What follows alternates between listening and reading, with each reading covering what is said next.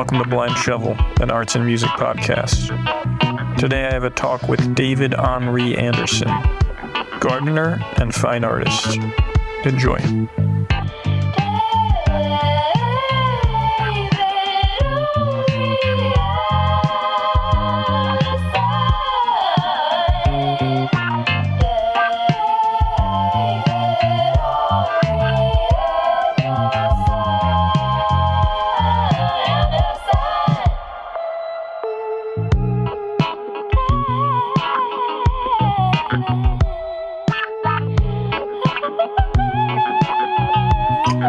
Hello. Hey. Hi, Michael. What's up, David? Not much. I'm just sitting around with my cat, Shrimpy. Shrimpy? Yeah. Is he prone to laying like a shrimp, or is he skinny?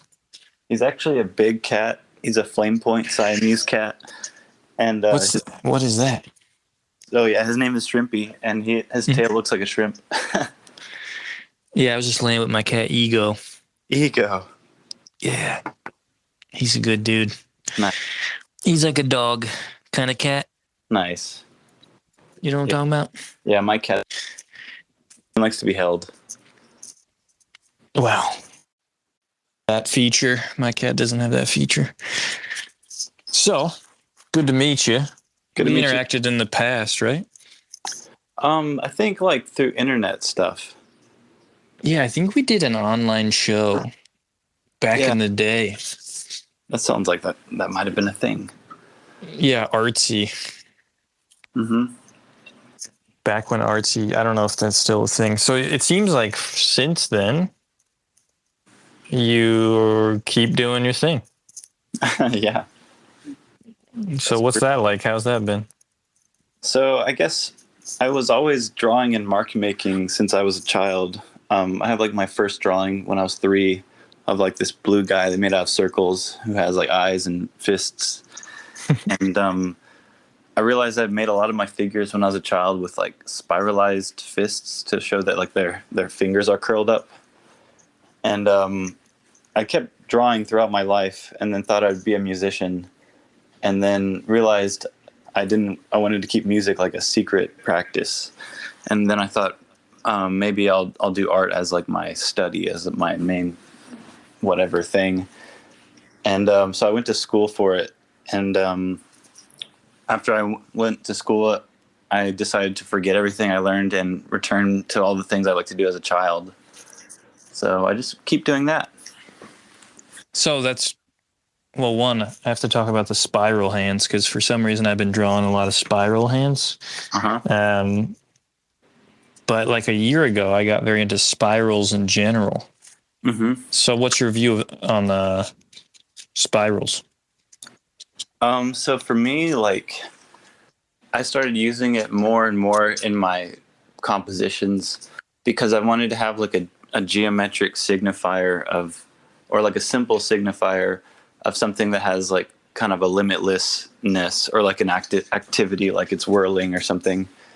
So I kind of like, it's like a stand-in for motion, or for something that is like perhaps a portal, or like perhaps an ongoing movement. I'm not really into like painting a bunch of brushy things to make a bunch of movement. So I was interested in the spiral sort of accomplishing all that. Yeah, spiral gyres are underrated. To me, spirals are the most accurate description of life in some way, because if life does feel somehow repetitive, but clearly it's not a circle, it's not just the same thing over and over. But I do think you can either spiral upward or downward, and then you just, well, you die. Yeah. But I suppose that might continue. But you know what I mean by a gyre, like an eagle's Gyre, the eagle flight path. That's like basically a spiral, and then in another, there's a vertical axis. Yeah, I didn't know that word, but I know about like the kettle, which is something like that, I guess, too. What's that? That's like when you see a bunch of hawks all together, like flying in a circle. It creates like an air, sort of like air column called a kettle. Interesting. Yeah, it's like, have you ever read Uzumaki? Everyone keeps recommending it to me, and I kind of like keep avoiding it on purpose, because I'm working so much with my spirals. I feel like it will really like influence a mood about them, because I know it's like a bunch of horror and a bunch of like negative trips on the spiral, which I'm into. And I've toyed with myself, but I think I'm going to get to that at some point. Yeah, that interests me. Like the, I don't know how to describe that. The artist's avoidance of things that might be down the line. Like I've talked to people who are just like, I won't look at that artist from the past too much, because in some ways I might get pulled in by their gravity. Mm-hmm. Or like maybe I'll discover that they did something I'm already trying to do and I'll lose momentum. I think that's interesting.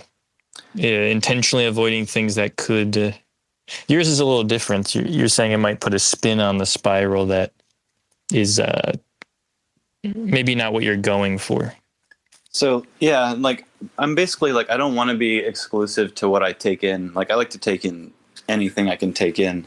Mm-hmm. But I'm currently focused on this type of spiralized being that is very much about seasons changing and looking after trees and certain fruits. So I'm trying to like take in a lot of information and sort of vibes and music and movies and things that sort of feed into that.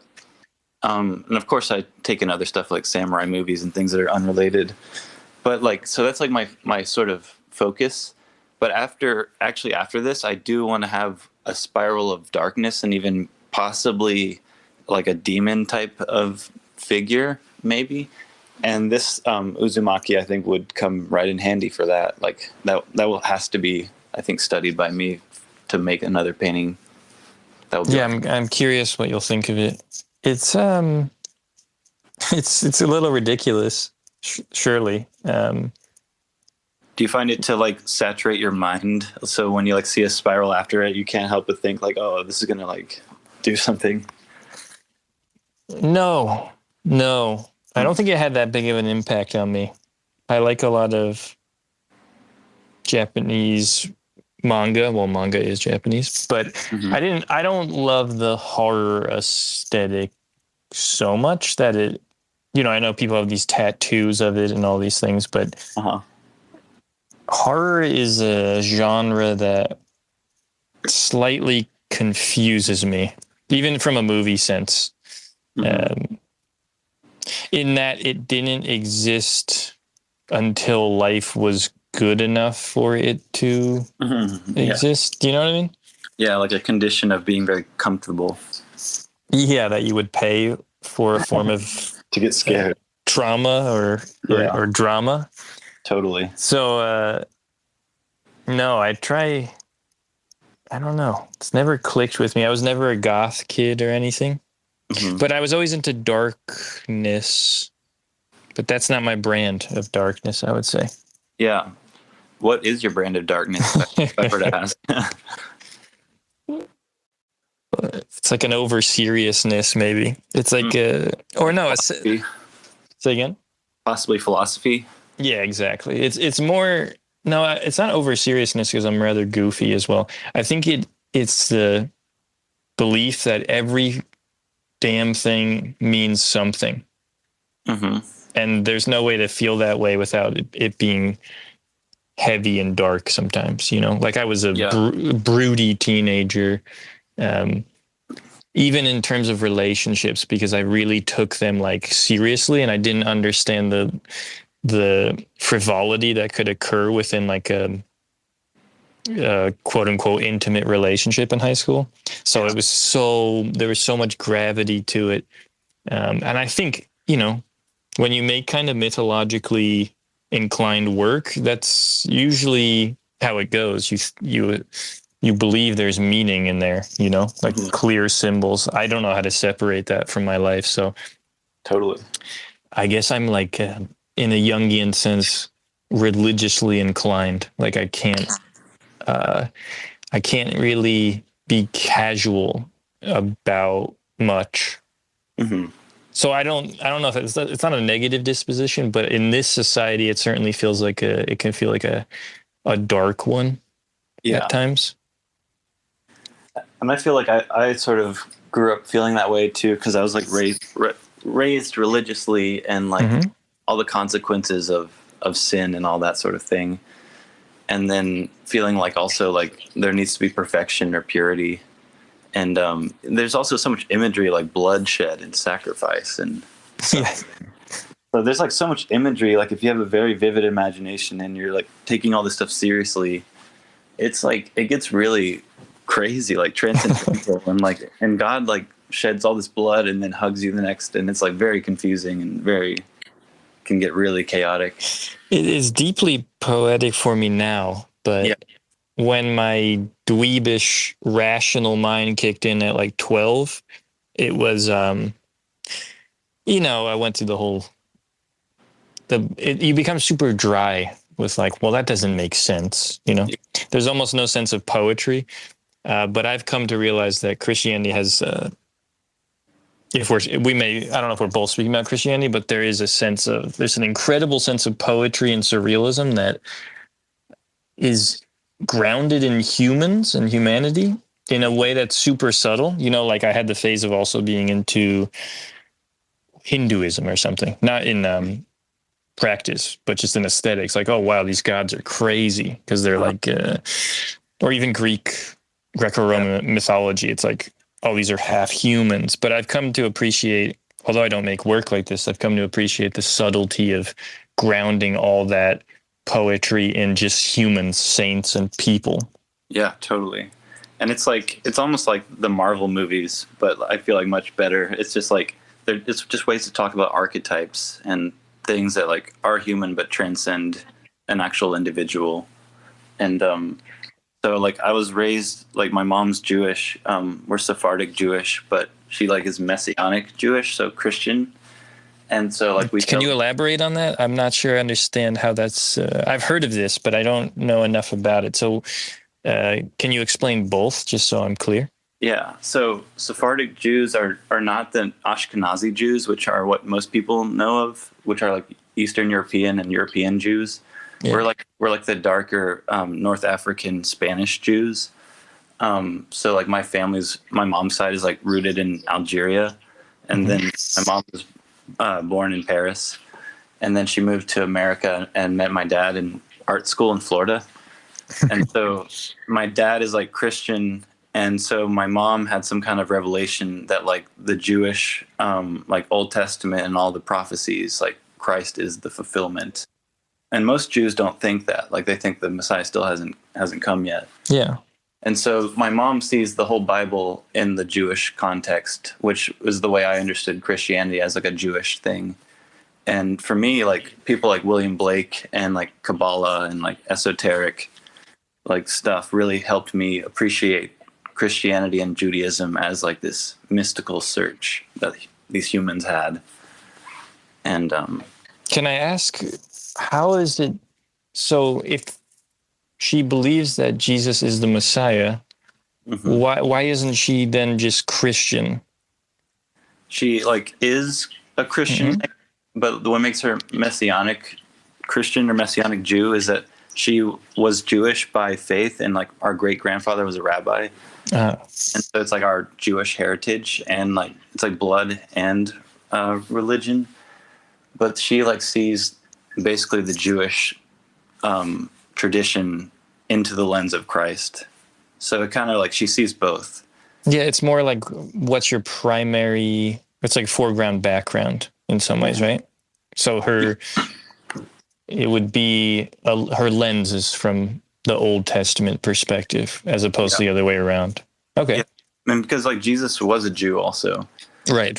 It's a thing for a lot of Christians, like they don't really, I think, know a lot about Jewish culture to understand like why someone had to die or like why all this blood is necessary. So it's like there's all these political and like cultural reasons why there's all these crazy images and all these things had to happen, and it's all Jewish. Yeah, I've never quite understood there's like this weird parsing out of what, like the idea that the Jews killed Jesus. I don't even really, I can't even quite grasp what that means. Like you said, he is Jewish. There's the Roman aspect. I guess they're talking about the Pharisee in that equation. Although I'm like not that well versed in all that, honestly. Yeah. So basically, like Jesus, there's a lot of other people like Jesus in Jesus's time, and they're at a point where the Jews are so like fed up being occupied by the Romans that there's all sorts of like guys claiming to be the Son of God that were actually able to practice magic and do things.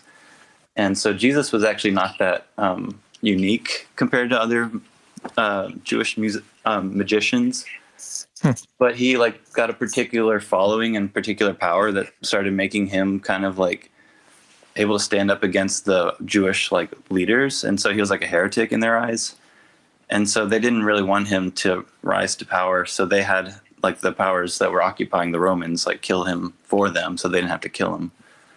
And so right. like it's political like pettiness basically.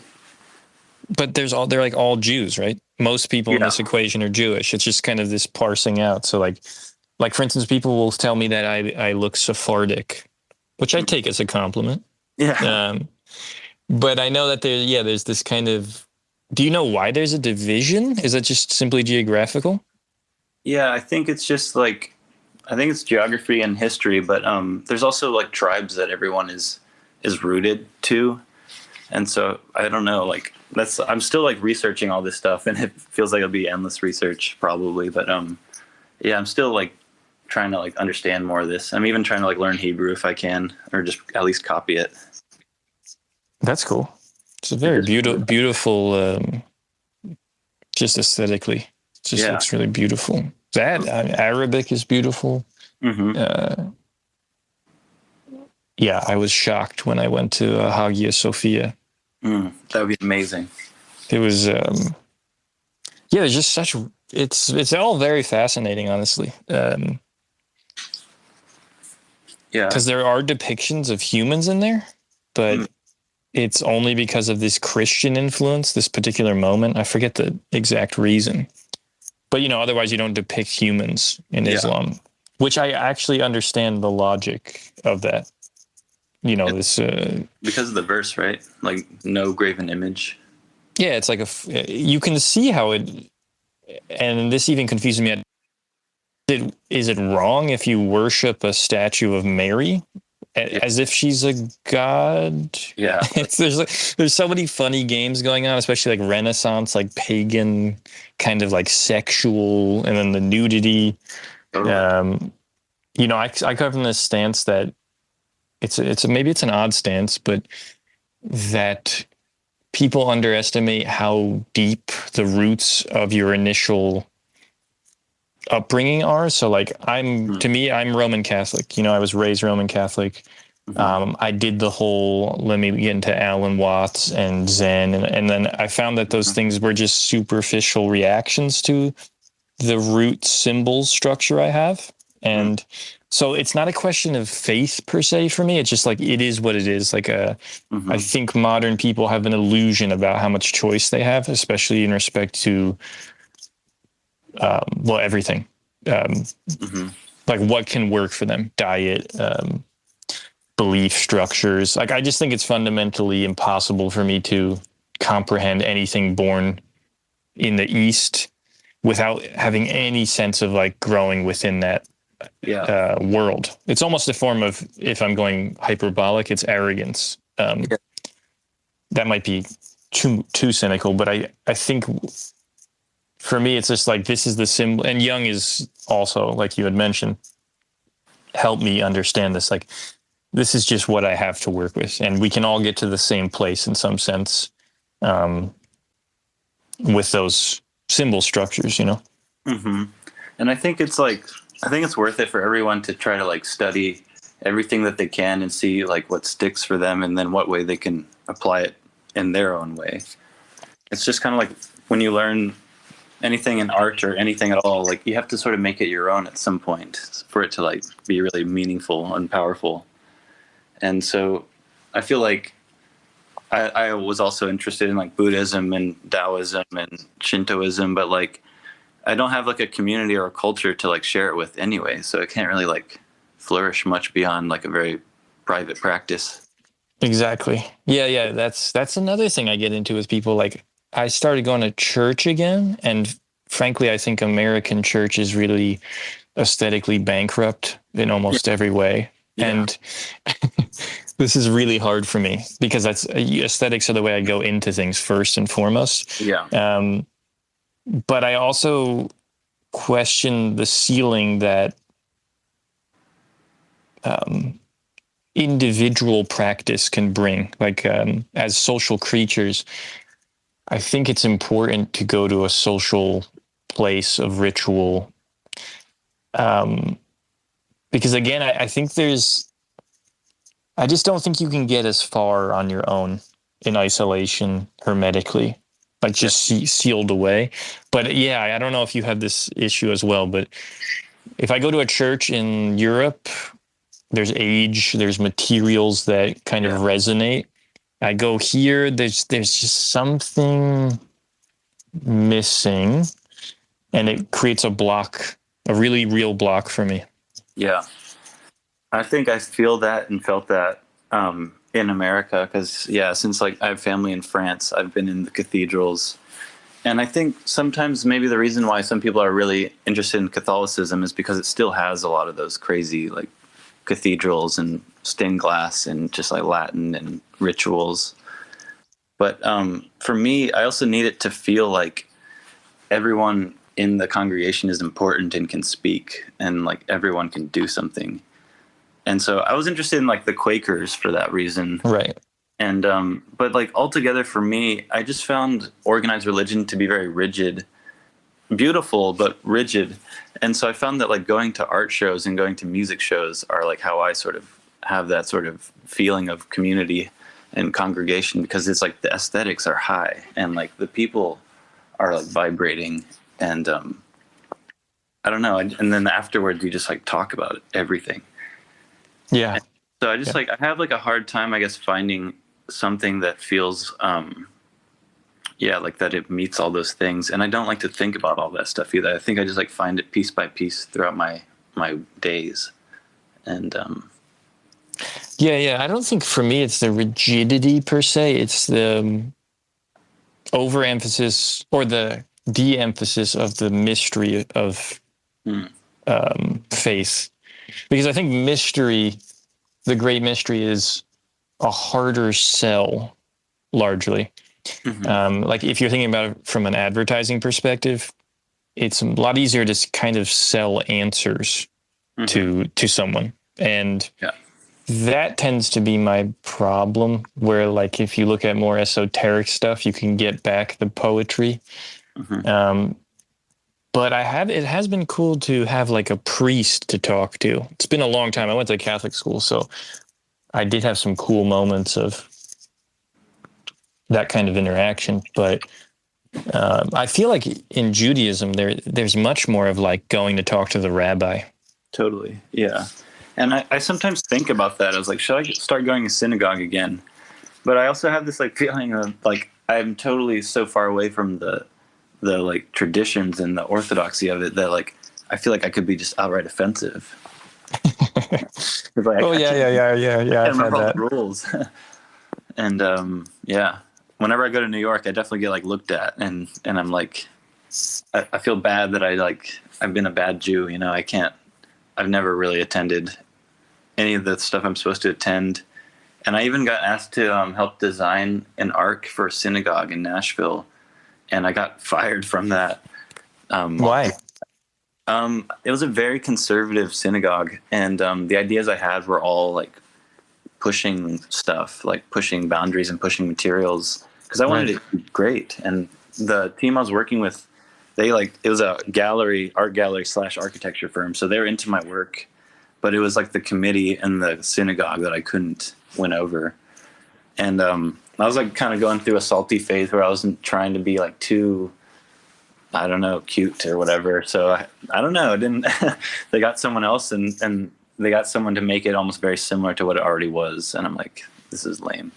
Yeah, that's a shame. I love, like, my favorite thing by Matisse, who I don't love, frankly, but is his church and Yeah. all the vestments, and I love that. There's some crazy churches, beautiful churches that push the boundaries, and it seems like that's even the Renaissance as a period is this very weird union, mannerism, largely of just like, I don't know how to put it. These two things you don't expect to be together, maybe. Yeah. That kind of reminds me of like one of my favorite artists right now is probably Andrei Rublev. Have you looked at his work much? I know the name. It's a beautiful name. Yeah. He's like a just, Russian 15th century oh, yes. icon painter. Orthodox, I assume. I think so. Like he was sainted or canonized. Oh, I only know of it because there's a Tarkovsky film about it. Which is all like, the paintings at the end, those are all like real and amazing. And, but yeah, the Tarkovsky film is amazing. And then you go look at Andrei Rublev's paintings online, or you go to Russia if you can and go to the museum. Probably not a good time. But his paintings to me are like so transcendental and like just so lush and like also so it's not really like how they were originally, but like the battering from like the Tartars sacking the cathedrals makes it even cooler looking to me. Like it's just like they all look like miracles. Yeah, there's something, it's funny when you're young, you're like, and it's this weird fallacy we carry this weird belief that people of the past were somehow like deeply stunted in every facet, including painting or aesthetics, and that like they're not making decisions or choices to paint the way they're painting. They just simply don't have like the technology or information to do the thing they should be doing. So whether that's perspectival or whatever. Now, as I'm saying it sounds weird because they literally in some ways don't have that feature unlocked, it seems. But I don't know if it diminishes their ability to make a beautiful thing. I watched like a video one time on Byzantine art and like why they're flat, and they were saying that like the reason they flattened out the perspective and had everything kind of look that way is because they're thinking of the viewer as being like the 3D world and having a vision appear to them all at once, and you could see it like a complete vision. And so like if you wanted to say something was like behind, you just make it up, like you just tilt it up. And like it's just like this idea that the viewer is the 3D-ness and the painting is the full like plane. And I actually I took that and ran with it for me because I was like, I've always into like Japanese prints and cartoons and all things flat, cave paintings. And I just think like if you can make that flatness feel like more than that, that's to me like more interesting than fooling someone into thinking it's real, because it's obviously not real. And it's like, I don't know. I think the painting will always be a flat surface. Like it's just what it is. So I feel like to me, it's more truthful to work from that angle than to try to like render perspective. Yeah. It reminds me of this idea that, well, it makes sense, right? Like there's something really, I don't know how to word this, but perspective it desacralizes the space because it brings it into this kind of world of depth and distance that's very mundane, like I've always loved flat, like you're saying, flat symbols. Now in respect to honesty, there's always this funny debate of what's honest, like I think color field paintings are just garbage, largely. But they were supposedly very honest. So I guess the truth is, this idea like paint is paint, the canvas is the canvas. Like this is regression to me, because it's so, I guess you could think of it like you could tell someone the truth in so many different ways, but saying it as a robot, telling them a fact is not even close in some ways to the truth. And like, what is a truth without like a context or without like something to compare it to? I feel like that's what makes it hard, is like, it might have felt really true in the Cold War time, but now it doesn't feel very true or something, or I don't know. And so there's some paintings that I guess like everyone has gone crazy for Jackson Pollock, and I don't know, like today, I don't know, there's like a few old Jackson Pollocks that are maybe interesting, but like, I don't know, maybe it's all really subjective, but I think to have like something feel truthful or honest in a painting is hard to like have be an objective thing, but I think is achievable in some kind of way that, I don't know, it's like you can't really say, it's like a visceral sort of thing. Yeah, because it's tied into the very existence of being a human. And I think that's what they forgot. They're overly intellectualizing the process, which is the problem with a lot of art school shit now. And what it kind of, it's a dehumanizing process. And it's just, I always say, like, when all the institutions fall and you just have paintings laying around, you know, in rubble, it's going to be very obvious what the kind of objective qualities of art are. Mm-hmm. And I also like to think about like an alien, not like a specific, like a gray, but I mean, you know, just a person without any prior notions. I just think they would see a Pollock and they'd be like, that's okay. Yeah. And they would see, I do think they would look at Renaissance stuff and be, like, I try to think about people seeing Renaissance paintings, you know, people with like harsh living conditions and no TV and nothing like this. And they're seeing those paintings, or sculptures. There's Bernini sculptures that are like, they're unbelievable. Mm-hmm. And I'm not even sure I love them from the perspective of human achievement almost. Yeah. I think that way about Dutch Baroque paintings. Like, sure. When I saw some of those in person for the first time, I was just like, I totally was falling for these portraits and still lifes. And I don't know. I mean, I know why. It's just like they're exquisitely painted. And it's like if you saw that in real life, I don't know if you would like fall in love. But the painting of it is just like amazing. Yeah. And I love thinking about having like a perspective. Like for me, it's like I think about painting. Like if I make this painting, I might not sell it and I might be stuck with it for the rest of my life. So I want to make something that I want to be stuck with for the rest of my life. Mm. And that's usually what I try to do on most occasions, if I can, on every occasion. And it's like, what's the point? You know, what else do you want to make? Yeah. Yeah, no, I think there's something very reasonable about that. I like reasonable things as well, in the sense of it's not all poetry all the time. Sometimes it's just like, do I want to deal with this thing laying around? Can I live with it hanging in my house? Do you have a lot of your own work hanging in your house? Oh, I have tons of my paintings. I especially I left a gallery in 2021 and took all my work back. So I'm actually like, my studio is like saturated with my own work. And I've really taken to people like Albert Pinkham Ryder and Myron Stout, who just take forever to work on their work and try not to like get rid of their work. And I make stuff that like, now that like I of course want to show and have shows with, but I have some work that is like for me becoming more and more personal and more sacred. And I'm starting to not be able to imagine to even like sell them and maybe not even show them. I'm not even sure. But yeah, this is a difficult dynamic. For me, I guess the resolution was design. You know, I don't think I could have got, you know, speaking personally, I don't think I could have got to a certain level of maturity operating in a kind of fine art self-expression mode.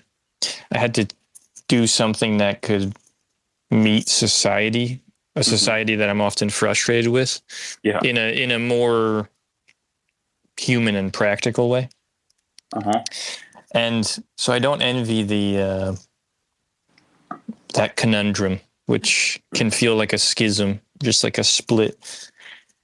But do you live off of your paintings? Yeah, I've been fortunate enough to be living off of them since 2020. Like I was kind of like having off and on since 2018 with like living on it and having like a part-time job. Mm-hmm. And then when quarantine happened, my part-time jobs just sort of all fell away. I had like 3 of them. And then people just started, out of the kindness of their hearts, just like buying work from me out of my studio, and didn't have any shows. So I just like did whatever I could. And then I got like other commissions and curatorial projects, and things have just like kept going since then. And so yeah, for 3 years I've been just full time in the studio, and I've kind of like started out with something that I knew was kind of like people liked and was getting asked for more, but I didn't want to just keep doing it because people wanted it. So I like said no and started doing my own thing. And from that also experienced more like things I didn't expect, like not selling work and getting work back and then leaving galleries. And so I'm kind of... What does it mean? You mean you're represented and then you decide to walk away? Yeah. So I had like something going, and then it just like started becoming more and more commercial and less like supportive of my visions and what I want to make. And so I decided like that pressure was kind of not helping me, and I have to figure out some other way to make money. Can you speak to what that means specifically? Because part of the podcast, I want younger people who are considering to be different types of artists to fully grasp what it means to, be represented by a gallery. So did they make specific demands like we need more paintings like this one right here, or we need more that are yellow, or more bananas? Like, what does that sound like? What does that feel like? Yeah. So first of all, like all the galleries I've worked with, except for like one, are all 50-50. And that actually like hurts a lot of the time because it's like you just work your ass off and pour your heart and soul into something. And then sometimes the galleries like don't treat you with like enough communication and respect to where it feels like, wow, you get 50% of this thing I made. Yes. And so like as a young person, I had a gallery in Los Angeles and a gallery in Nashville and Memphis want to work with me. And I was only like 25. So I was like, yeah, I want to do that. Like that will definitely help me paint more. So I said yes to all that. And some of that went well and some of it didn't go like I thought it would, but it was still enough to keep going. But as things kept going, like, yeah, like they'd be like, make it bigger and more of the apples or something. And I would try things and see what I could do with that kind of demand and see like what intuitively worked. But like to a certain point, I couldn't have someone sort of like in my head about basically anything. Like, I don't know if that makes me really stubborn, but like as I move forward, like I didn't get here because someone was telling me what to do. Like I was just doing what I intuitively wanted to do. And the more I like am able to be in my studio and be an artist, the less I want to like do things that are asked of me, and the more I want to like explore this mystical, imaginative, edge pushing thing, because a science, or like you want to just like see what else is new, like where else can I take this? And I'm not really interested in galleries that are trying to like cut me short somewhere, pigeonhole me somewhere and make that the brand or whatever.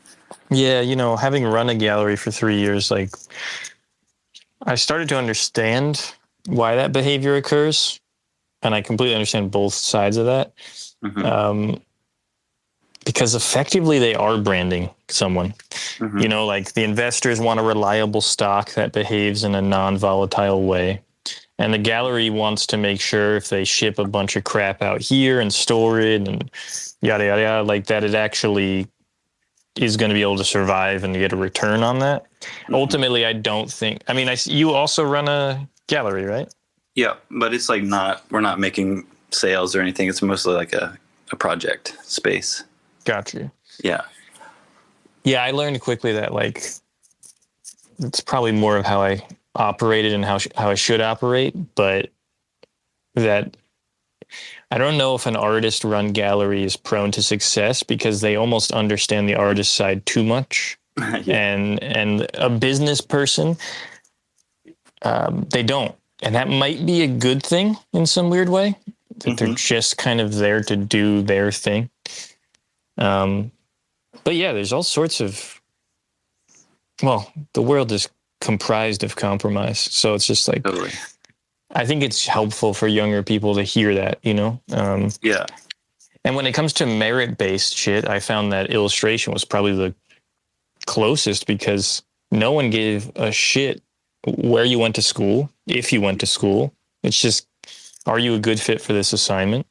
No one ever looks at credentials in that sense. But fine art is littered with it because, again, people fear the great mystery. And in this instance, the great mystery is this good or bad art? And then, well, we might as well go to the tangibles. So did they go to Yale or not? Yeah. And this is the comfort, you know?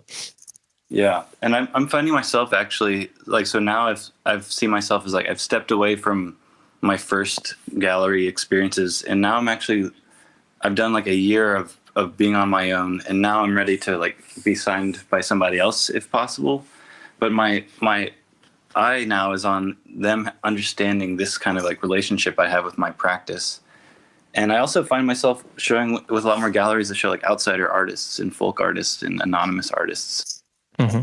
And I like really identify with outsider artists, being an artist from Tennessee. And like, those are kind of the people I looked at the most. Like, I grew up around Howard Finster's and Most Tollivers in people's houses.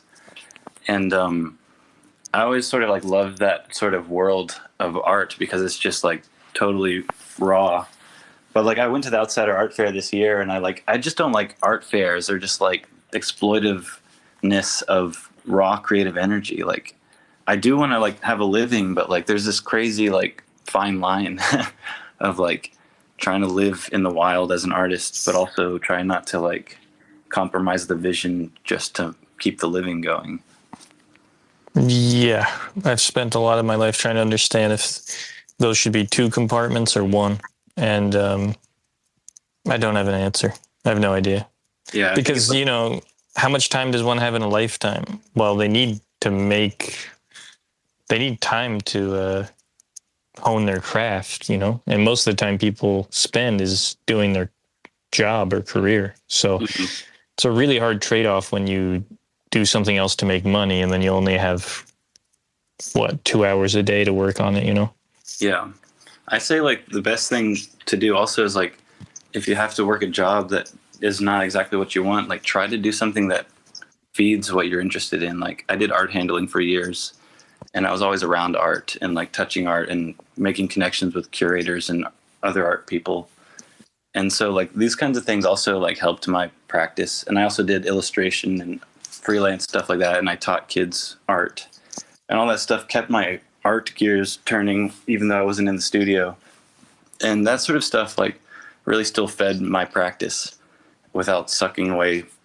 Like, I'm still using my time and energy, but like I'm getting paid for something, and I'm also like keeping inspiration going somehow. And I think if you can do that, it's pretty healthy.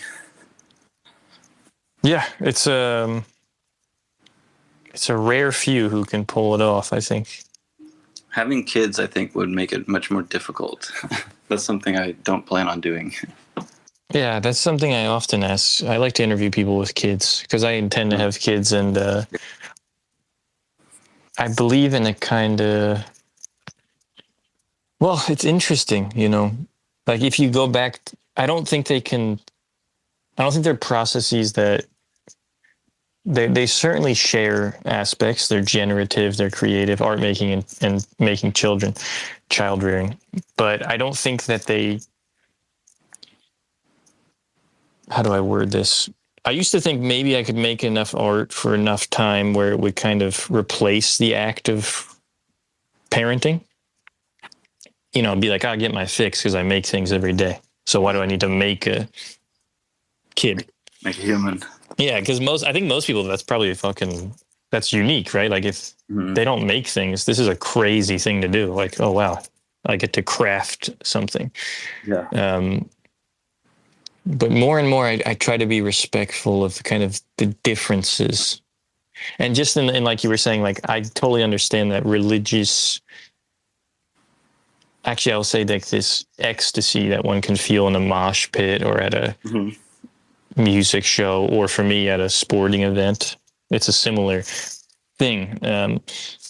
But they're not the same as, it's not the same as religious participation and ecstasy, which I don't know if I've ever felt. I just think they're probably quite different in some sense.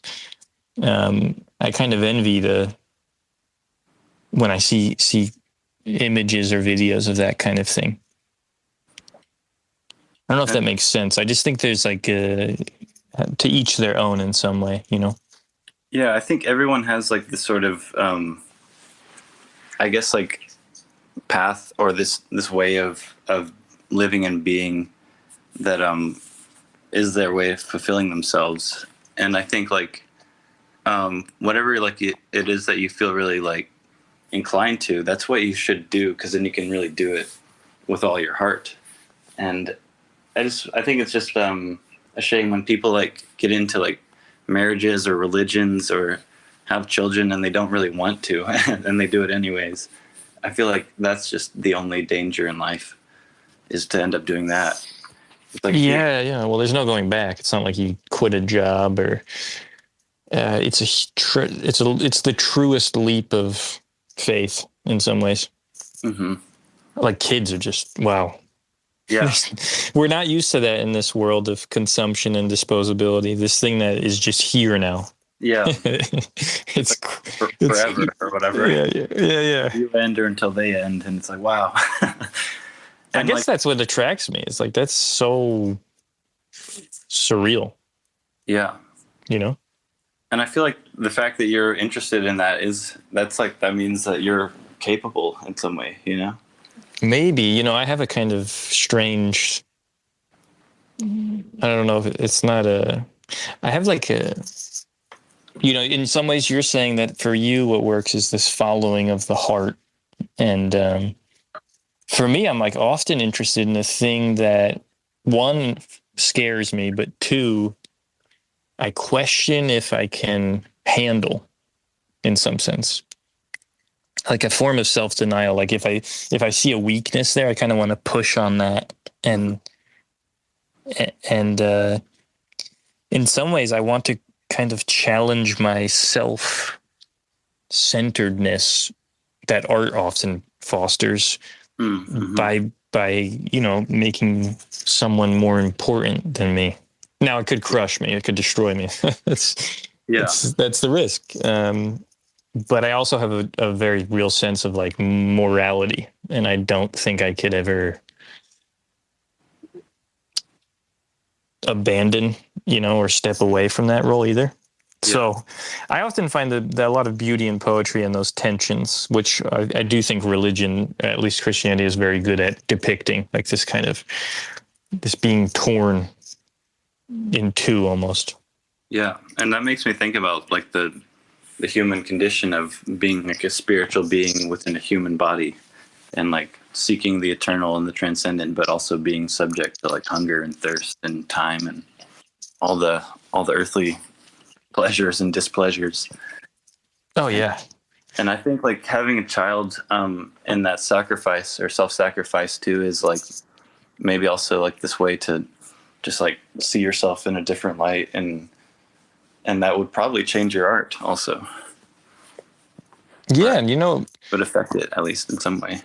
Having interviewed, it really is one of the main interests I have on the podcast, is just understanding how do people manage, you know, and you know, one dude, Christopher Davison, was just like, yeah, I just wake up at 4 o'clock in the morning and then I paint for 3 hours, and I do it with a kind of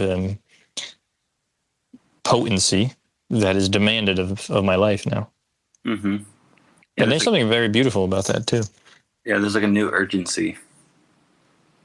Yeah, if you want to talk about meaning. Yeah. Every second. Yeah. I think people react to that meaning differently. For me, meaning is just like, just got to keep throwing it on the back, you know, just keep loading it up. There's no way around it. Like, I think I've tried to, I lived in California for about 5 years, and I think I tried to chill my way past it, and it just whipped back on me. Meaning? It's just like, like I just... It's like it can't be meaningless. No, I can't like I said, it's hard for me to be casual. So I try to deny that component. It didn't work. So for me, I think I find that the more I can just shovel on, the better at this point. Yeah, I mean, I find meaning in nature, like just the way that like a plant, like the way it looks is referring to like some kind of mixture of the soil and some kind of condition of the time and of the season. And so it's like it's oriented towards something. And the more you study it, the more you understand the environment around it also. And so I love how just like nature can really like teach us the way that meaning really exists, like in form, in color, in taste, and in smell, like in all 5 of the senses. And, you know, like if you believe in like a creator and all that stuff too, it's just like, to me, that's like some of the script, like the raw script is in nature and in natural occurrences. And absolutely. The more like in tune we get with that, the more we can sort of like understand meaning in a way that also doesn't make it as heavy. Like as a gardener, like you understand that death is like the freshest form of fertilizer, or like something really good that you can feed something alive. And so like to zoom out and see life and death through like a perspective of a garden or plants, or just like this cycle, you can start to like maybe handle personal things in that way. Yeah, absolutely. That's why I think I'm drawn most to the eat an apple images you make. I like that there's the human imprint on the fruit, and then like this revealing of its almost eternal interior. Yeah, I always found that idea very. Also, I just love the story of Adam and Eve, so it's just a potent thing to me. Yeah, when I came across that image for myself, I just like, of course I had to stay there for a while and meditate on it and see what all it means for myself. And it was funny because like it was a big chapter of my life, almost like a debut or something, when I started making that painting and paintings of that nature. And it kind of got me on the search basically of like realizing, one, I was like eating apples all the time, but like I was realizing that, yeah, like in this fruit is contained like all the drama of humanity and eternity. Yeah. And just by seeing all that, and I basically from that point on, or like maybe I've always been this way, I want to paint things that contain all that narrative. So, yeah. No, I understand completely. I think lately I'm really drawn to the sun, though, as that symbol. Yeah. I love putting a dot in the upper left-hand corner of something. Mm-hmm. I almost have to. Yeah. Either a moon or a sun. It feels weird when it's not there to me. Yeah, and it's great to have like a circle in a composition. It's just like this sort of I don't know, it's a presence. Yeah. And I was also, I guess, just like studying more and more esoteric meanings about the sun, and like, you know, the Son of God, and like the sun is our way of like seeing and feeling and having consciousness, like in a literal way. And it's like a source of light, and painting and drawing is all dealing with the medium of light. So I figured like I have like a paintings of like the sun as like a heraldic sort of goddess or god, and like with a big crown. And I'm not quite done still, just like painting and talking about the sun as this like deep symbol. And I guess what I was saying, like in esoteric teachings, there's some things that say that like all benevolent souls that are like of transcendent nature, they go to the sun and have come from the sun, and they like emit both light and warmth, but also actual spiritual knowledge and truth. And as humans like evolve, we all get like actually updated through sun rays, spiritual like growth and stuff. And that's why we just keep changing as people, like with our ways of thinking and doing. And I like that idea. Exploring it more. And yeah, even in ancient Hebrew Kabbalah stuff, there's like each star is considered a sentient being, and each sort of race of people is considered comes from a star seed of some kind, like the Pleiadians, or like other forms of stars that I have yet to study more. Interesting. So all that stuff kind of plays into my viewpoints of nature right now and the way I try to depict and talk about it. I always felt that fruit was like the most convincing sign of God to me. Yeah. In its deliciousness and its health benefits. Yeah. I'm astounded by fruit. And it's beautiful looking too. Yeah. And it's like, to me, the banana is crazy because it has like a perfect wrapper also. It's like a perfect candy bar thing. Yeah, it's strange. I can't believe this exists. Like, it looks amazing, tastes amazing, and then you can compost the peel. It's like a perfect thing. Yeah, mangoes are incredible. Yeah. It just seems that in life there's a kind of law of irony often, where if something tastes good for you, it's bad for you, or vice versa. Mm-hmm. And like hard work makes you strong and all that. Yeah. Or when you enjoy things, time moves fast. When you suffer, it moves very. But then there's fruit, and fruit feels so aligned to me in like this. It's like the best gift. I totally agree. But I also have one more viewpoint on it too that to me is kind of potent. It has like a point that is not ripe, and then it has a point that is ripe, and then it has a point that is overripe. And then after that, it just goes to seed, which is then a tree, which is a ton, and then back to the individual fruits. And what does that mean to you? Just the fact that there's kind of a ephemeral nature to its peak?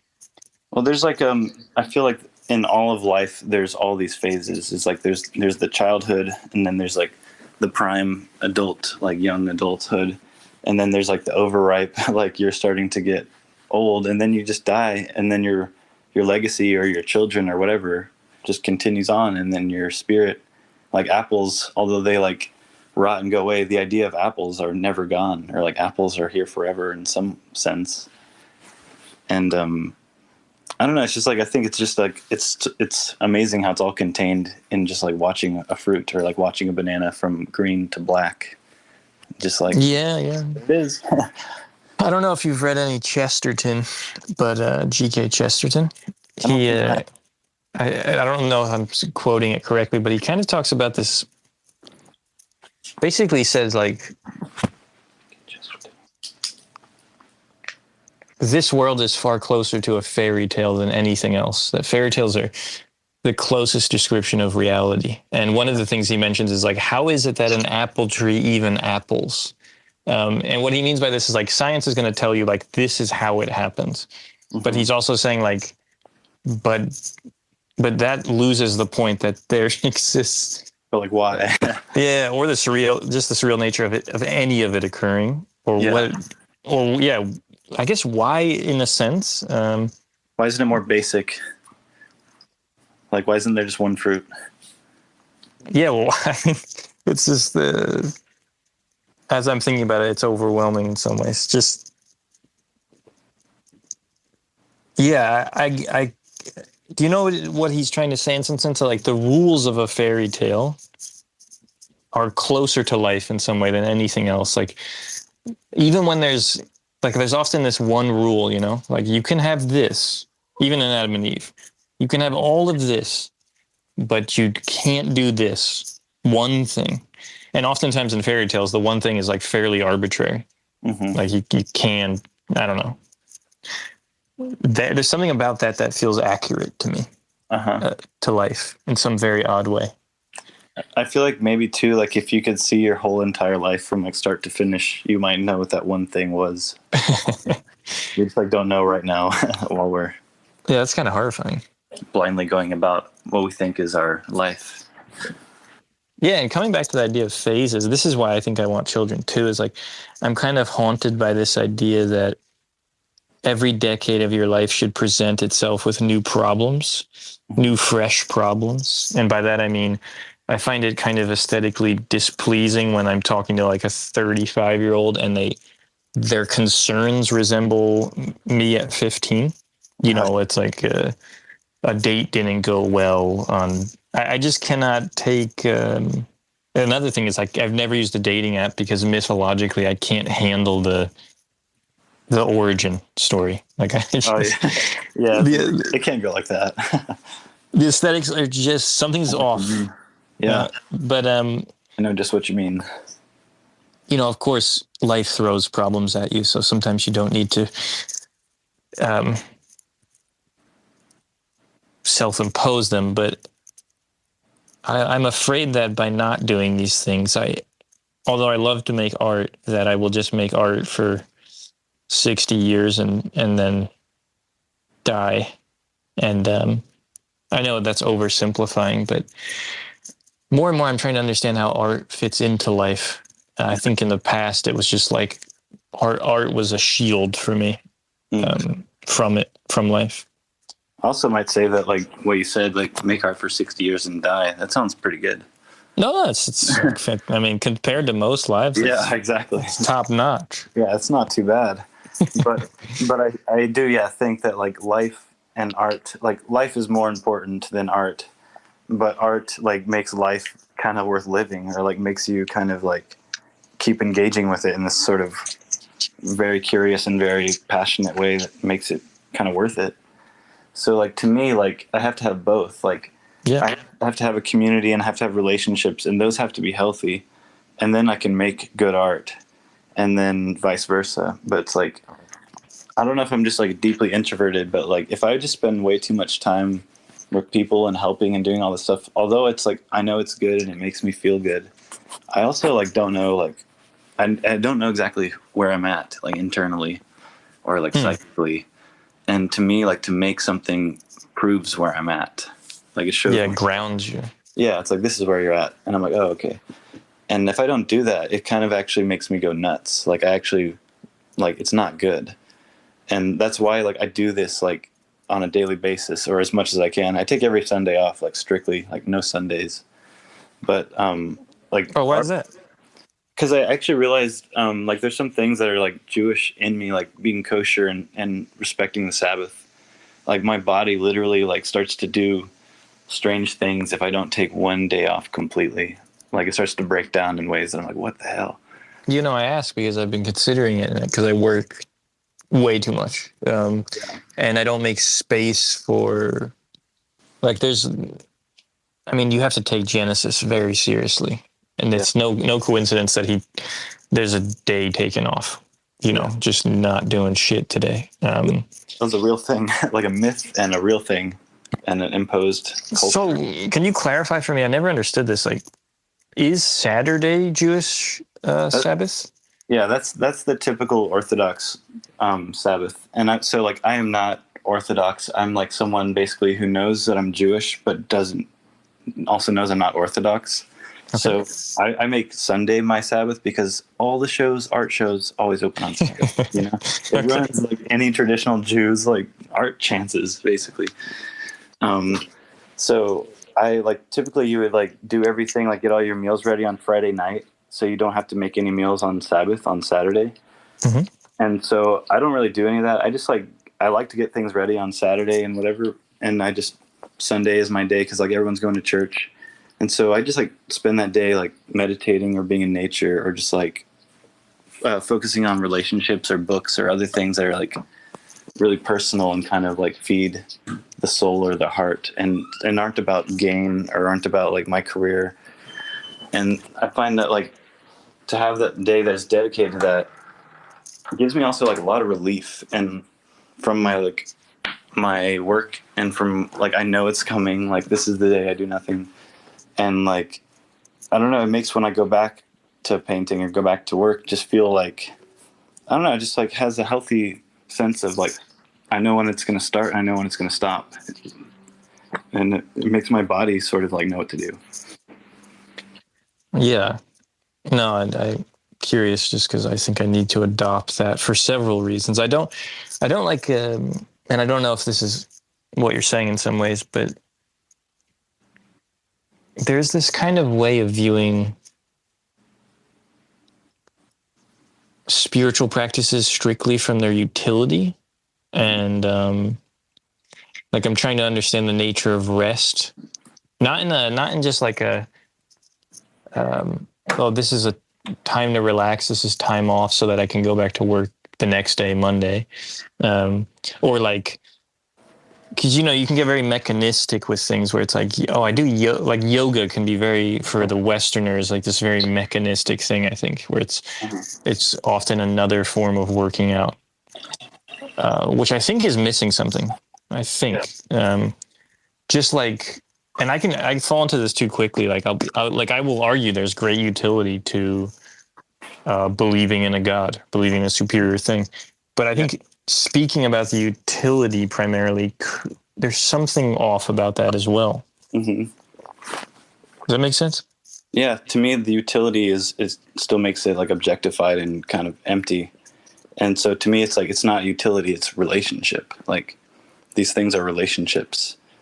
And if you like treat it with the sort of warmth of a relationship, like with a person, and you treat these sort of practices as like something kind of sacred or something that has to do with like this present moment and the person that you are, it becomes more like meaningful in a way that's like, in my very subjective way, like more spiritual. Like, I don't know, to me, like spirit, I think about like the spirit of Christmas or having school spirit or whatever, and it just means that like you're really in this mindset, and like all the music and all the regalia and all the imagination and all the pageantry is for this thing that you like imagine. And Right. basically this thought came to me that like I have a meditation practice every day, and sometimes images come to me or sometimes phrases come to me. But something that came to me was like, the strength and the healthiness and the power of your God is strong and as healthy and powerful as your imagination is, or as your mind is. And I was just thinking about that for a while, I guess. Yeah, imagination is interesting.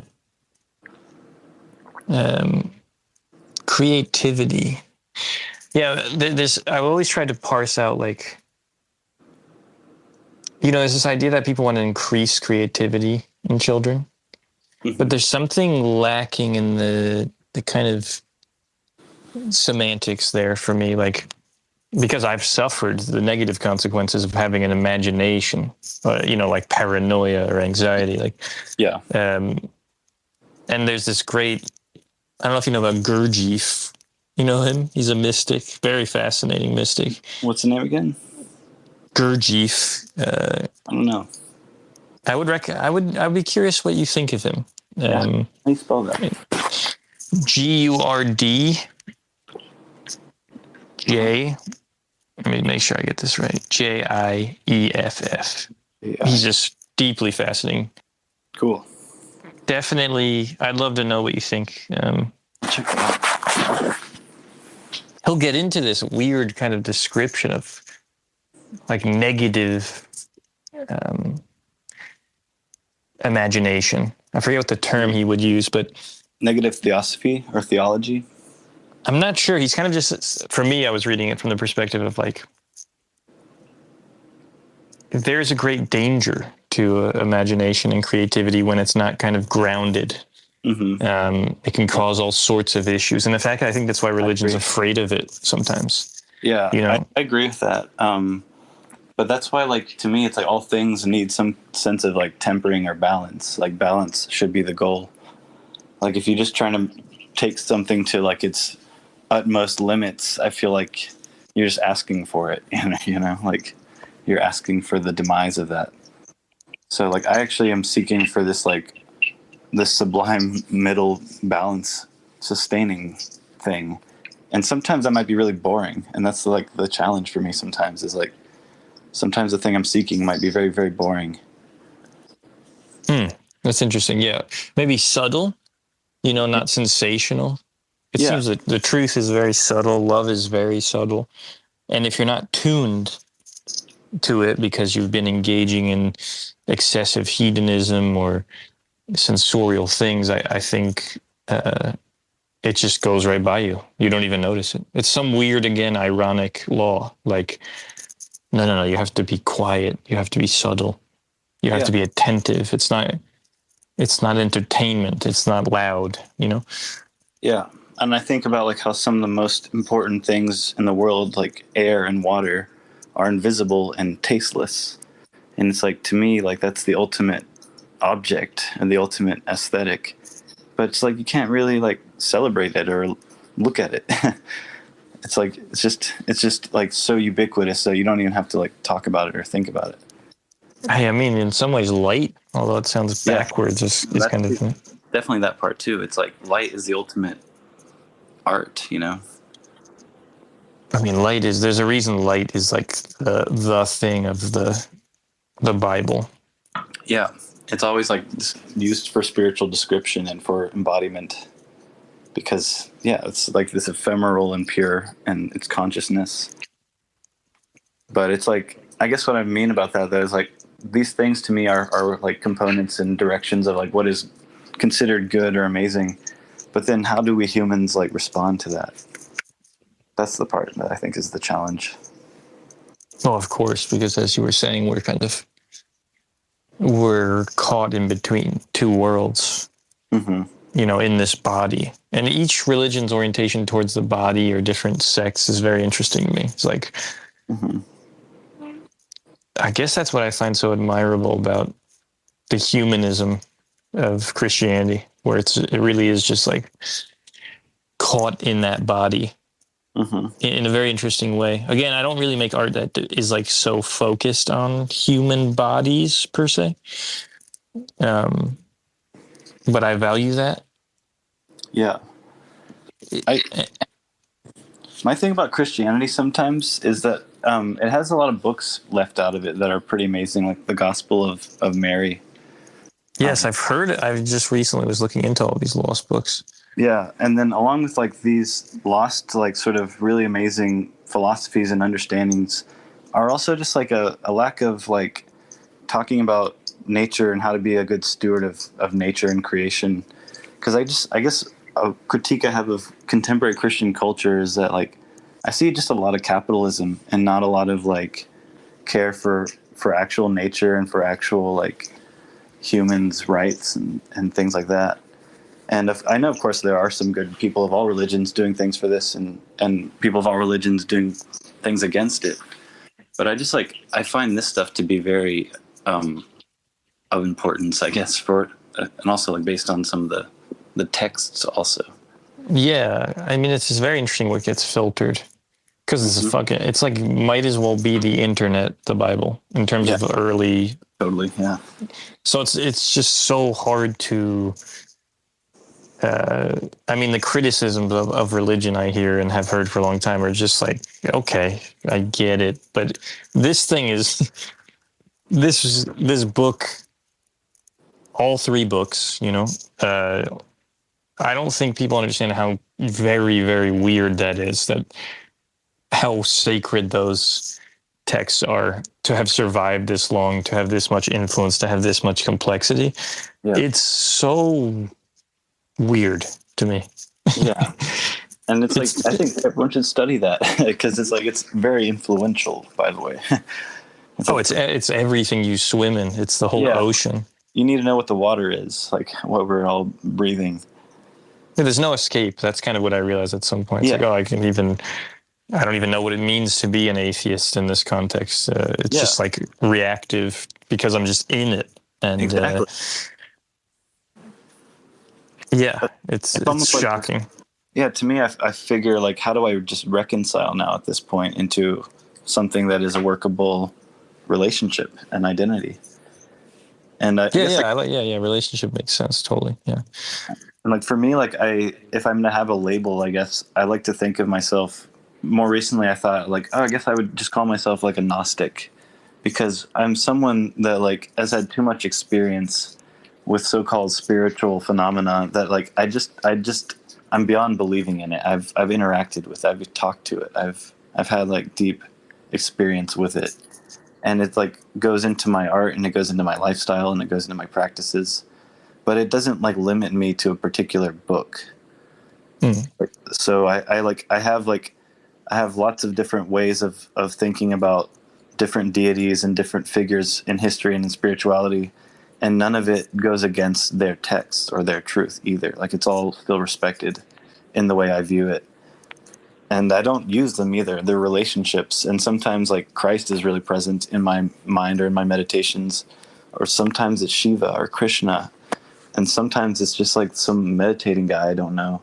And sometimes it's even like a demon that wants to like eat all. I was going to say, there's demons out there too. Yeah, I've talked to a demon before and it was like threatening to like eat me or do something to me. And I told it to eat my filth, and it happily like swirled around me and like exfoliated my impurities, and it felt pretty good actually. I was like, that's good.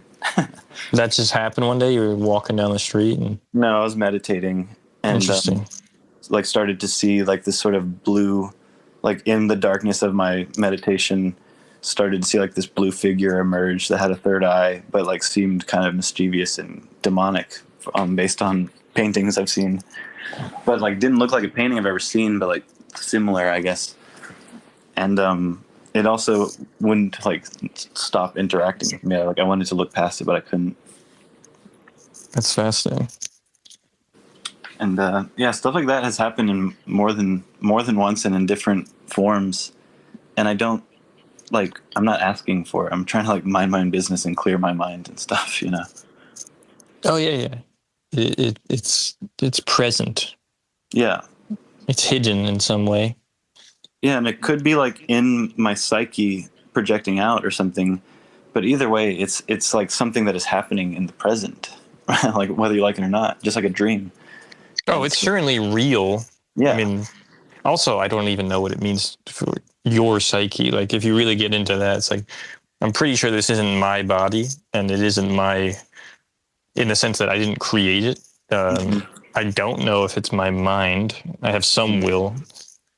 But in terms of what emerges or is sent down or sent out, I don't even know how to reconcile with that. Yeah. You know, like this kind of ownership over, I guess that really changed the way I view things when I realized, like, oh, this isn't my body, and I can't, nor can I make the rules for morality, because it's almost like, you know, if I could make the rules for my own morality, I could probably get away with all sorts of shit. But it's very evident to me that I can't, you know, that I wasn't going to be able to just you know, do tapas of morality and just pick, oh, I like that aspect and this aspect. But that there were some kind of things at play that were beyond my customization, you might say. Yeah. I guess also to me, I think about on the subject of morality almost in terms of music or improvisation. Like something can be reconciled or it can be left as a mistake or as bad.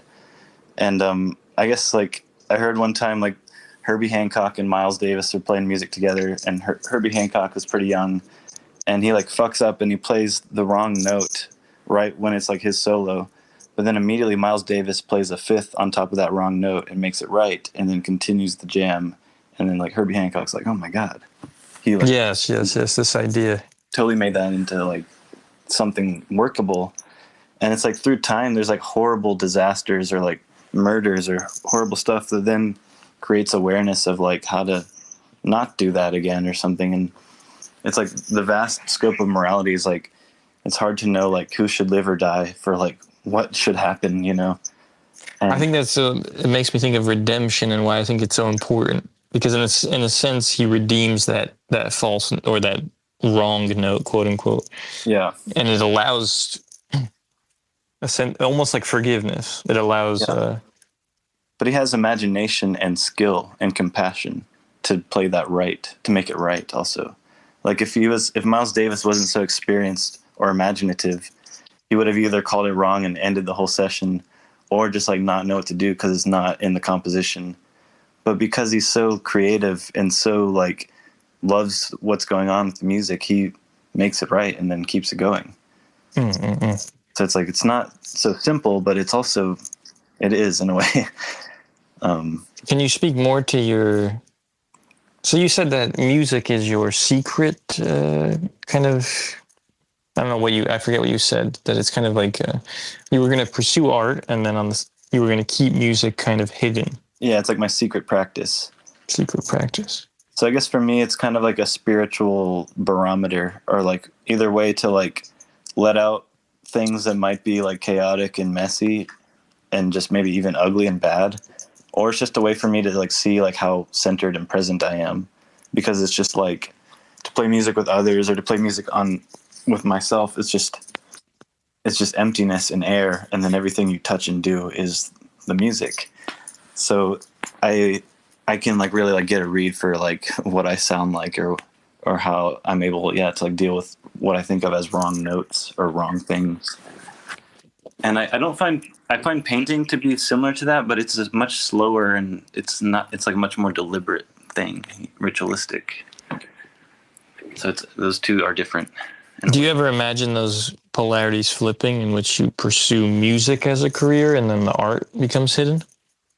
I actually was starting to think about it today, because while I was painting, I was listening back to some things I made when I was a teenager, and I realized it was like pretty well made, but just not what I'm into anymore. And I was realizing, like, at the time our band was like doing pretty well, and like getting more and more popular. And that scared me. Like, I didn't want to be locked into like a genre, or like locked into like performing something that people wanted to hear over and over again. And so there's like a part of me that like doesn't want to like serve like mass appeal, or like, I don't know. There's something in me that is really averted to almost like being accepted, or yeah. This is an artist thing, I think. It's in every podcast we get into this, and I think it's part of the hard thing. Like, even when I'm talking about going to church, it's like it's hard to know. I think the truth is, if we zoom out, like, maybe everyone feels this in some sense, that they are on the outside of something. Maybe there's a fundamental loneliness to existing. But there's something about artists that do feel like they're demagnetized, in the sense of just like they want to push out from the center. They don't want to be sucked into the middle. There's some kind of like calcification in the middle, categorically speaking, where suddenly you are that thing. Like, I assume you don't think of yourself as like a Jewish artist, you know? Like, you want to kind of resist just being a stone, you know? And like, I don't know if you get into like Rudolf Steiner and this kind of like calcifying spirit. That makes complete sense that you would be in the Steiner. Yeah, I really like him, but I used to listen to his lectures constantly for like a year. And then after taking in so much of him, I'm like, I got to take a break, because I feel like I can't have like a conversation with someone and relate to them. He's a trip. Yeah, but I've definitely had some amazing conversations with other esoteric people. But like I think of myself as someone that happens to be Jewish and like French and American, but I don't like use that as my content. But I also know that it's subconsciously always going to be my content in some kind of way. Oh, absolutely. Yeah, no, the reason I mentioned that specifically is like, I guess you could do that, and the work would look like, I used to go to this gallery in Philadelphia that was a Jewish gallery. And the work was like explicitly Jewish. And frankly, they had these incredible brownies that they would give people. This is why I ended up there. But it was interesting to see, like, I'm very uninterested in that kind of, like, I don't know how to, I guess you could say it's a branding thing, but it's not that. It is something else psychologically happening. It's just, I think it's work to signify to other people that we're in the same thing together. And there's something off-putting. Maybe I like singular vision. I've always loved, like, so that's that person, you know, nude. Individualism. Like, well, yeah, like, I think about this quite a bit. Like, I love rugged individualism, but when you become wrapped up in it, consumed by it, like, there's a huge downside too. So but it's about maintaining the integrity of your spirit and there's no contradiction for me here, like, as a part of a larger thing that you're aware of, but like, you have to maintain the integrity of your being as an individual, and then make bridges to other autonomous individuals. And ideally, all those people would shimmer and shine to their fullest potential, as opposed to being like a kind of an amorphous blob, a kind of herd mentality. That's the nightmare. I think we can find that balance while offering our true selves, you know? Yeah, I think it's really interesting, because it's like we want, you know, like, diversity and integration, but then people also want to preserve their cultures and their peoples, which is like segregation in a way. Oh yeah. So it's like, what do we want here? Like, we want both, but it's like, you can't have both. Like, we want both. And there's no easy, I deeply sympathize with all sides because there's no easy answer at all. And like, we're all flailing in the dark for this solution. Because we don't want some like weird monoculture that's sponsored by Amazon or something, where it's like, but we know that the ways of the past where they can't work in the present. So it's always that act of becoming and being and becoming, where it's just like, they are almost contradictory states, but it's the problem of religion. And when they commissioned you, those people are overly focused on being, and they have no interest in becoming. So they're just like, these are the traditions. And I get that too, because if they become overly leaning towards becoming, they might just end up there's no differentiation. Wishy-washy. Yeah. Yeah. They're just like any other place. And the sacred is defined in some sense by the fact that it demands different behavior. Even though once you step into that space, you have different things. Even a library, it's like, be quiet. That is dying. And that's one of the biggest tragedies, I think, that almost all of space is becoming profane, and they're simply data points on a horizontal plane, and we suffer greatly. And so we're all trying to plant our flags and develop our own centers. But there's great chaos there when it's, just a cacophony of that kind of behavior with no unification. Yeah. And sometimes I feel like the unification just like comes with time and stuff. Because like there's, I think, periods of things just getting scattered and rearranged and just chaos and dispersion. And then after a while, people's crave some kind of stability and some kind of tradition, whether it's new or old. But it's like the facts are that like things that people used to do are simply like gone or forgotten. So it's like you have to adapt in some kind of way if you want to survive, like if you want to keep that going. And so like I was thinking about how our bodies are like 70% water and I guess 30% other stuff or whatever. And it's like, why don't we like try to be more like 70% fluid and 30% like rigid or solid about something? And I don't know, like try to move that way, or I don't know. Because I feel like, I don't know, I guess everyone has callings too. I hear people returning to their roots more and returning to tradition. And I feel like when they do that, it's still a different tradition, but still that tradition. Oh yeah, it can be a cartoon. But also like I understand why, because the world is evolving at a rapid pace and into a kind of who knows into what. And it's painful to not have, as artists, we're lucky. It's a great identity to be rooted in. Yeah. But I have great compassion for people who they don't have that. I can completely understand why people latch onto these kind of superficial identifiers. Mm-hmm. It's just like they need something. There is no God really in modernity. There's simply consumption. And I think capitalism has become like the strongest anti-traditionalist. Like anything can be capitalism. Everything is capitalism. And like it's so inclusive that it's like disgusting, Yeah, it's like it's taking over invasively. It's judo flips everything in this really interesting sidestepping way. It's fast. I don't know. I try not to. Yeah, go ahead. I'd say like in some ways there's positive things about it, but in other ways there's like backhanded, just like same old shit that it ever was, but just now you're getting some money for it, but it's not like enough for you to be free, basically. Yeah, I don't have a clear.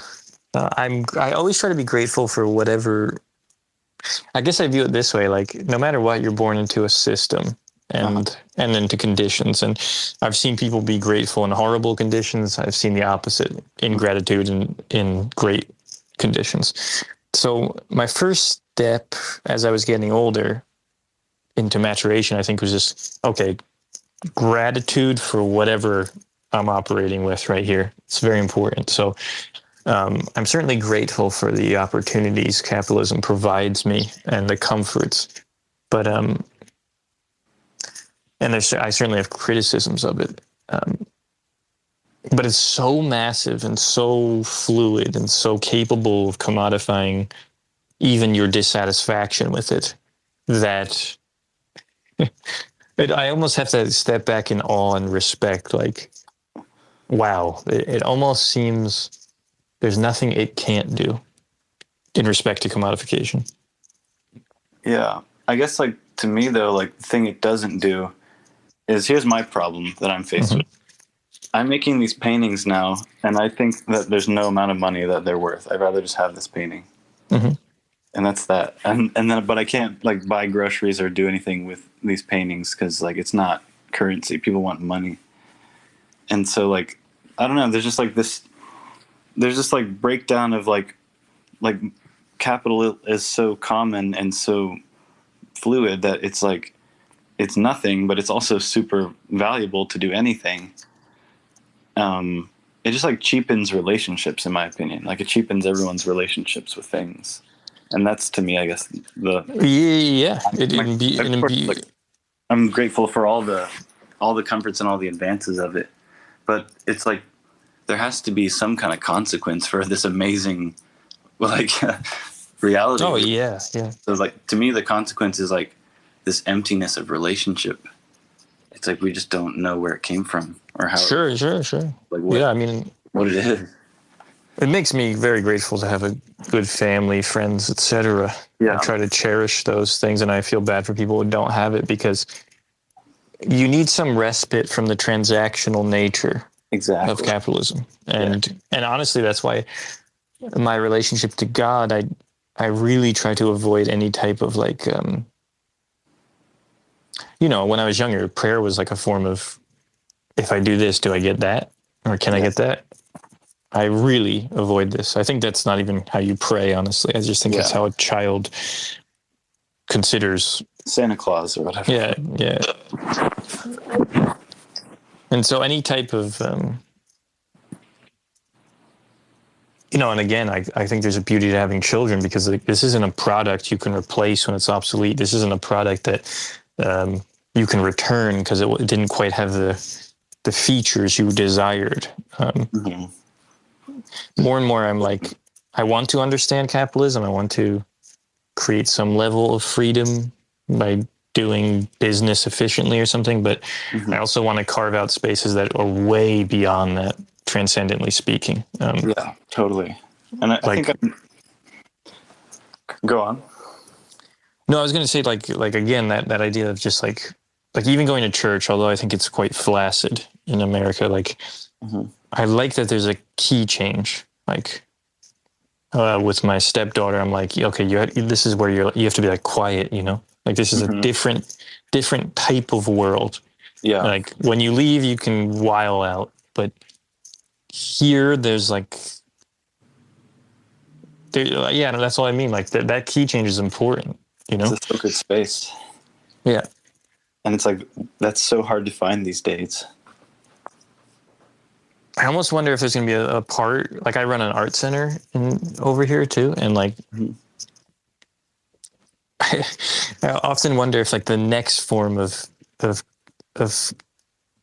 like all retail stores will disappear. And then there will just be these little attempts at sacred spaces, like just places to gather because everyone doesn't go out to buy things because like drones drop them off. So logically, my hope is like, we need to go back to like really sacred places where there's no Wi-Fi, no phones, etc. I think I'm being overly optimistic, but I'm trying. I'm with it though. That sounds great. I think about sometimes like places like Japan that have like just shrines all over the place, and people like, you want to meet at the butterfly shrine or something, or meet me at the monkey shrine, And there's like a thing yeah. you can like turn and like wish for, and some ritual you can perform there that people have been performing there for thousands of years. And I just like there's like a part of me that like kind of wishes that people would understand the polytheistic nature of life. Like basically all the brands and all the companies around us and corporations are basically like demigods or like types of gods that rule us. Absolutely. And they have like a image also, and they have like a body. And like even in the ancient Greek times, like the oracles or the gods that they would worship, they would just like pay homage to, and there would be like advertisements for them everywhere, and they'd pay. And it's just like, it's like all this other shit we do today. Like Starbucks, it's just this goddess that we pay money to, and we get to drink her amazing juice or whatever. Well, I don't know if it's amazing. It's no nectar. That's what they want you to, that's what it's supposed to be. But it's like, yeah, it's, of course we don't, that actual sacredness and that actual like nectar of the gods is not there. It's just like McDonald's. But like it is in some way a huge, larger than human entity that is being served by humans. Totally. And worked and made bigger by humans. So in some senses they're gods all over our world that rule us. And the big God, which is the God that transcends like all these ideas, is not being served by when all these things are in attention more, because it's just this gross material net of thinking and imagining and of doing. And that's the part that I think if we can actually just identify and talk about it more, we can actually start to make choices about it more. Yeah. You know, it reminds me of being in Japan with my friends, and we were at a shrine, and one of them went to buy incense, and this paints the picture for me. He picked one, and we were with someone who spoke Japanese, and she was translating, and she was like, he's asking what it's for, you know? And my friend was like, I don't know, it just smells good, you know? And she was like, well, usually these like have meaning, you know? Like you burn this incense because of this reason. And for me, that was just so funny. Like all of that stripped bare, you know, like just an alien visitor just being like, well, it smells good, so I'll take that one.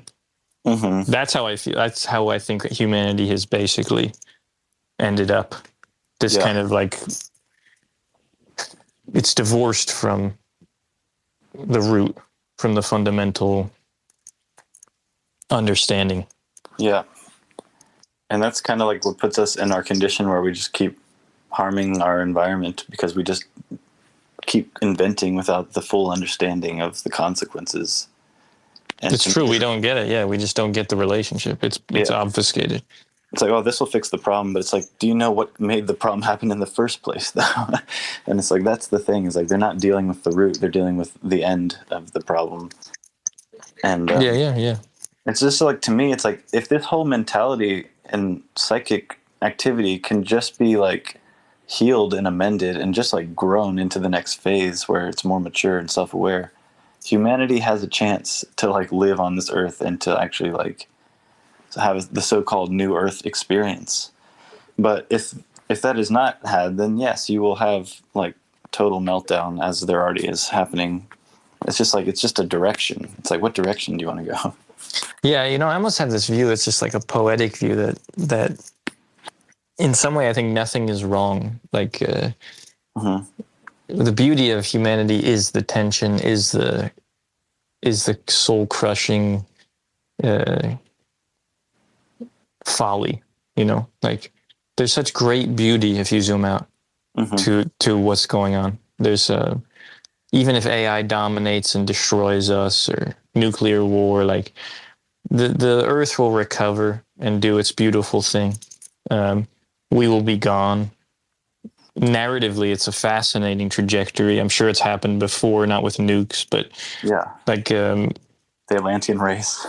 Yeah, go ahead. Also, like say we do turn this Earth into a moon, like into a dried out crater. I heard that they discovered 10 billion super Earths in the Milky Way. So of course, there's all these other great planets like us. So it's like, basically, can we just not be parasitic? Can we be probiotic? And you can enjoy the lifestyle of that. Or if it just gets overrun with parasites, then that's that, end of the cabbage. There's always a scale at which things become poetic again. It just comes down to how attached you are, Yeah. And I don't think you should be always zooming out. Like I think I'm very grateful that in my 30s I'm like much more like grounded, because I used to zoom out like way too much. I think, especially as a teenager, you start thinking about like, I don't know, you get into these weird, like you think about like starving kids in Africa, and that can make you depressed for like a month or something, and you're neglecting like just being nice to the person next to you or your family. Like that zooming out is a disservice at a certain point. Totally. But there's some great beauty to just being there, Yeah. I think, like, to me, it's like if you are always present and always doing what is around you, then you're doing what you absolutely can do with your life, I don't think you're supposed to extend yourself beyond your present and try to go somewhere where you don't belong and make that work. Like, I feel like everyone is plugged in somewhere to do something. And yeah, like sometimes you have to travel or go somewhere else, but it's like we're all given immediate problems and conditions and situations. If you can somehow make that better than when you first got here, then that's amazing. Exactly. I always say you can move the needle like 0.001 in the good direction and die. And that's it. And that would be good. Yeah. Anything else, you'll probably end up moving it 1% in the other direction through hubris and an overestimation of what you can do. It's a weird little paradox, It's not meant to inspire complacency, but I think, well, you know what I mean. I heard a scientific study of vibrations of negative thoughts and positive thoughts. And apparently the energy that comes out of negative thoughts is very low and like doesn't register much. And then a positive thought is like thousands times stronger and harder and more vibrant. And so like with that sort of idea and philosophy, as many other philosophies have had, just like the power of something positive is way more effective than sort of thousands of negative things. And I have a hopeful thought that if, we have like 8 billion people on this planet, if like 8 billion people can just do a tiny good thing together, that's 8 billion nudges in that direction. That's probably enough to like get a boulder to start move or something. So move mountains, yeah. Yeah, it's like I feel like if just the minds of billions of people can start to be healed and affected, then yeah, it's like we could actually be in a really good thing. Like there's thousands of years in ancient history of really good spiritual harmony. And it's just like excessive materialism that sort of brought like big floods and big wars and all that shit. Yeah, it's the same shit. It's inevitable. Over and again. Yeah. Yeah. But well, I got to go to bed. But yeah, I'm an old man now. It's 10. What's your time zone? You at 10 o'clock, right? I'm actually on Central. Yeah. It's only 9 something. I didn't mean to interrupt you, but I see what you're saying. I agree. And I just thought it was a good message to end on. I'm down with that. We've been going a good long time. This is great. Yeah, it was a great talk. We didn't even really talk about art that much, but it's just the nature of the podcast. I think for me, this pretty much covers everything that I want to talk about art. That's true. It's not that fun to talk about art itself. There's not a lot happening for when I paint and all that. I could talk about the technicals of that, but it seems to be for another time. Yeah. Well, it was great talking to you. If you're ever in New Jersey, let me know. I don't know why you would be. Sometimes I drive to New York, so sometimes I pass through. Right on. Well, thanks for having me on here, Michael. This is awesome. Yeah, it was great to meet you. I'm gonna check back in about Gurdjieff. I'm very curious to hear your thoughts on him. Yeah, that sounds like something I'm gonna have to dive into really quick. I think you'll love it. There's honestly, he created this choreographed dances that are like he believes are the highest form of art.